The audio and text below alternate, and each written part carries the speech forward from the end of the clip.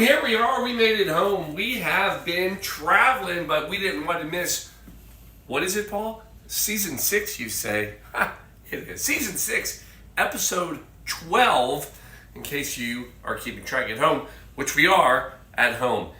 Trying to keep track. Folks, it's been a whirlwind. We just got back from Florida, Tampa to be exact. So to all my friends and peeps, cohorts, all that we were just with, I hope you made it back safely. And we are ready. And here's what I thought while I was in Florida. I thought, Paul, because that's what I call myself, Paul, what would be a great drink for tonight? So I was like, there's got to be some Florida cocktails. And believe me, there are. The problem is we've made about every Florida cocktail. What are the Florida cocktails? Well, the Rum Runner is credited to Florida. Mojito, they not from Florida, but Florida likes to claim the mojito. The Fuzzy Navel. Remember when we did that one? Mm-hmm. So lo and behold, as I'm going through, there's a lot of talk about the daiquiri, and I'll explain why. But then it ties into this. There is La Florida. La Florida is a cocktail, and we're bringing it to you tonight because it's, Florida. I mean, it's right there in the name. Here we go, folks. It's season 6, episode 12. Blue Monkey Quarantina, only business, monkey business, and cocktails. Why don't we ever say that? We do have cocktails. Anyway, come on, people, let's go. Let's make something special. Or cocktail. Hey, or a cat.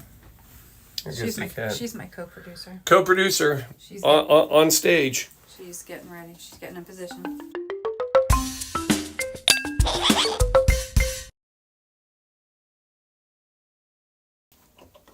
Well, there you go. She helps me run the camera, so I had to get her in position. Cameras are working. Whoa, the new mic test is working. We have a pre-game cocktail. I don't know we need much more, do we, Sean? I don't know that we do. I don't either. But here we are, folks. Yeah, we're bringing you the Quarantine La Florida cocktail. So let me give you the scoop on this. We've got to go back, and I'm talking way back. We're going back to like the 1930s prohibition type cocktail. And we've got a special bartender. The bartender is none other than Constantine Ribalagua. Constantine Ribalagua. We'll call him Constantine because I have a lot of trouble with the last name. But so Constantine. I don't know. I think I want to hear you keep saying that all night. Constantine is working at a bar. Not just any bar. He's working at the El Floridita. So let me tie it all together to you. So first of all, the El Floridita, this bar goes back even before 1930. This goes back to 1817 when this bar was known as La Piña de Plata, which means silver pineapple. You're welcome. And then in 1914, Constantine Ribalagua, you're welcome. Constantine starts working at the bar. And as he's working there, and the reason I say the bar is because about 1914, he starts working there, but in 1918, he buys it. And it's around that same time, a lot of people from the States who are coming to visit from North America that are coming in, they love this place. And they are suggesting that he calls it the Florida. And so it becomes El Floridita in 1918. So here we are now, and fast forward, 1931. Constantine basically creates none other than the daiquiri. Now, there's a lot of debate who made the first daiquiri, how it came about. Here's what we know. He was the Cuban champion of the daiquiri. He perfected it. So the daiquiri is a very simple drink. It is rum, lime juice, and sugar. And that's about it. But he created a few versions, and that is because none other than I mean, this can't be better a story because so far I've got rum, which we love. Mhm. We have daiquiris, we love. Yeah. And enter the picture, 1932. Guess who visits the bar? Papa. Yeah. Ernest Hemingway, to those who aren't familiar, but yes, none other than Papa. See, Papa falls in love with the bar and the daiquiri there. And it is Constantine who basically fine tunes and creates the daiquiri that we know and love today. But to be very fair, Constantine actually created several daiquiris. He created the ones that we know most are one daiquiri number 4, which is known as the El Floridita. And that is basically when you take rum, that's not rum, rum, when you take rum, And we haven't been drinking. yeah, I know, we're not even drinking yet, lime juice, but instead of using sugar, you use maraschino liqueur. That's this fun bottle here that if you buy a bottle of, you'll have it for a long time, probably. Um, and then, so that's what Hemingway fell in love with. The problem is Hemingway uh, had some diseases, including borderline diabetic, so he couldn't have sugar. So Constantine also created daiquiri number 3, which became known as the Hemingway, still known as the Hemingway daiquiri. And that's where you replace all of the sugar and you only use the maraschino and then you use grapefruit juice. So that is what the Hemingway daiquiri is. Um, Paul, why are you talking about these? Well, I'm talking about these because there could be some confusion. Because when you try to find the La Florida cocktail, what you will run into is the Floridita daiquiri because he did both. But we're not. We've done the daiquiri. We've done the Hemingway. We've done the Floridita. We've even done the Papa Double, which is basically where you double the ingredients, double the rum, because he was the man. Side note: he drank 17. That's the record. They said he at one point, at one sitting, drank 17 daiquiris. That's powerful. Anyway, but I don't want to get it confused with the cocktail tonight, which is the La Florida, which was also created by Constantine, and this was actually the house cocktail. He ended up publishing this in a book in 1935 called the Bar La Florida Cocktails. It's kind of a manual of all the cocktails that he had done and that he used, and it included this house cocktail. For goodness sakes, Paul, will you just make the cocktail? I sure will, people. Here we go. Ice, ice. Coming in. This is a fun drink because it's kind of almost got a tiki-esque kind of flavors to it. So we're starting with rum. 1 ounce per. Oh boy. This is, you want to use a light white rum. Oh. Still some left. So 1 ounce per, so 2 ounces total. Looks like we are Yeah. date with the liquor store. Yeah, it's coming up. And then, so you're going to see that this has got some reminiscence right now of a daiquiri. Again, that's why they're kind of all together. Because now we're going to go with lime juice. 1 ounce lime juice per.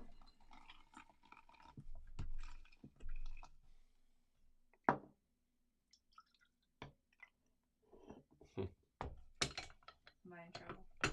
Well, we're going to make it work.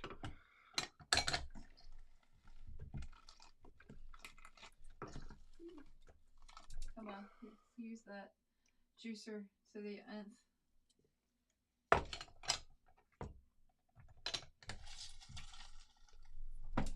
The producer did not buy enough citrus. 2 ounces total, 1 ounce each. Lime juice, just enough. Good job. And then, so here's a fun thing. The other fun thing about his cocktails, there were a lot of misprints of his cocktails. And one of the reasons was the lime juice. And the reason there were misprints is because in his recipes, he would write lemon verde, as in literally translated, lemon verde means green lemon. So you'll see recipes where they'll call for lemon juice, and it's not. That was just a very bad translation. It meant lime, green lemon. It's a lime. Anyway, by the way, are we working? Are the cameras? That's awesome. So get this, sweet vermouth. That's the part. That I know, I know. I believe me. I've read this a few times. quite frankly, I'm impressed that we have like I know good sweet vermouth. That is not the vermouth that we. 1 ounce. So it's a ½ ounce per. So 1 ounce total. Then 1/4 ounce of creme de cacao. So 1/4 ounce. That's ½ ounce total. Again, you're gonna see some of these like this. You're getting into some of these like kind of tiki-esque type flavors. And then here's another one we're throwing at you, Curacao. Please, not blue. Not blue. Teaspoon, which is a bar spoon, in case you're trying to measure at home. So 1 teaspoon of Curacao. And one more.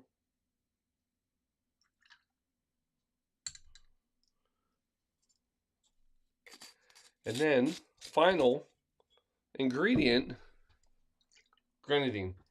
And again, Grenadine, make it at home. It's pomegranate syrup and sugar, 1-to-1 ratio. That's what pomegranate or Grenadine really is.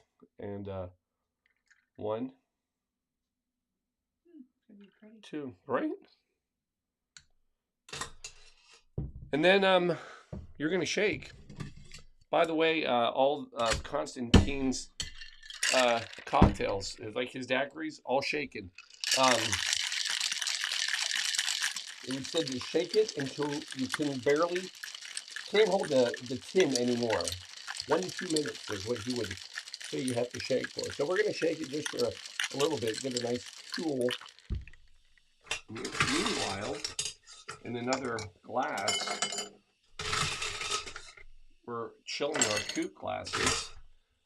Back to freezing our hand off. That's cold. I'm not gonna lie. That was a lot of coldness.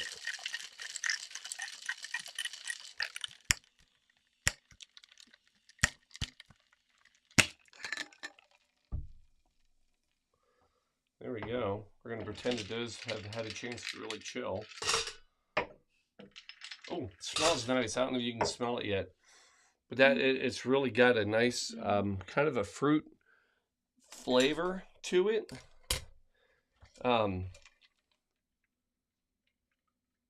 That's pretty cool. Isn't that nice? Lovely, right? So I mentioned that it has a tiki-esque. Flamingo pink. Yeah, I mentioned it's got a tiki-esque kind of flavors to it. Trader Vic actually also published this in one of his cocktail books. So there's something to be said with the fact that there is some tiki-ness to it. By the way, the other thing that Constantine was known for is he actually brought Emergency to Cuba. So Emergency, Cuba bound, thanks to Constantine and our show. So we'll just a little this, a little this, and then garnish. You can do an orange wheel, or if you're lucky enough to have a wife that dehydrates fruit, you can just plop a dehydrated orange wheel right on top. That's lovely. Oh. Nice. Boom. There it is. All right. Now let's see what we got here. All right. It smells delicious.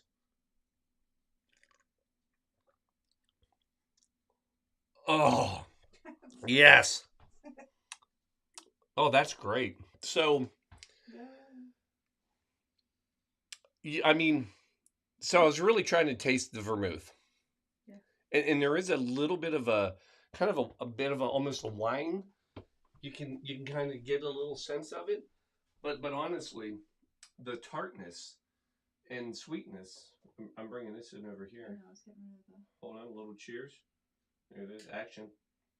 I'll put that right there. Look at this. Yeah. What do you think? Oh, we didn't.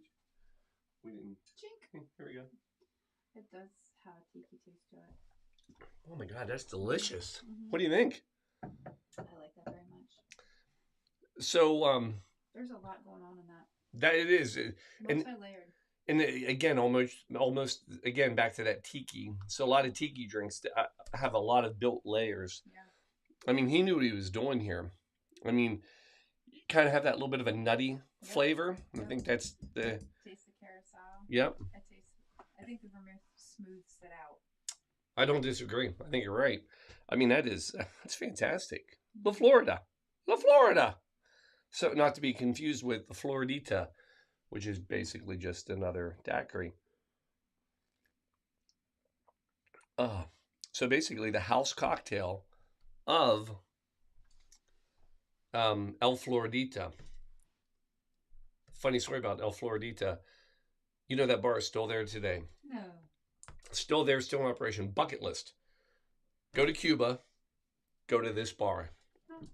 1953, the El Floridita was named, Esquire magazine, named it one of the 7 most famous bars in the world. In 1992, not that long ago, it was labeled a 5-star diamond best bar in the world. And as recent as 2003, in my 8 minutes of research, they had just put in a statue, life-size, of Papa. Aww. And you can go and sit by him at the bar. How awesome. Is that not incredible? We need to get this diamond list. Right? Make sure that we check those off. Oh. It's really good. Yeah. Yeah. I recommend this one. Very tropical. It is. And I thought it was perfect, since we traveled to all the states recently. See how I did that? See how I tied it? I was wondering. You were wondering how I'm going to get the shirt in? Yeah. We did states. How that was good tie. Although. Where'd you go? I went to some states.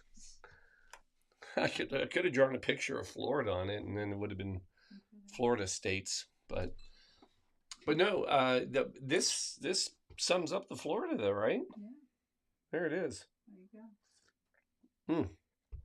All right, people. There you go. That's your Sunday quarantine cocktail show. The Quarantine La Florida. Not bad. It's a good one. Not bad. All right, people. Have a good week.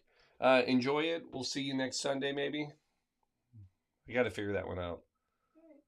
Yeah, we might be volleyballing it. We got time. We got time. All right. Peace out. Love y'all. Till next time. Cheers.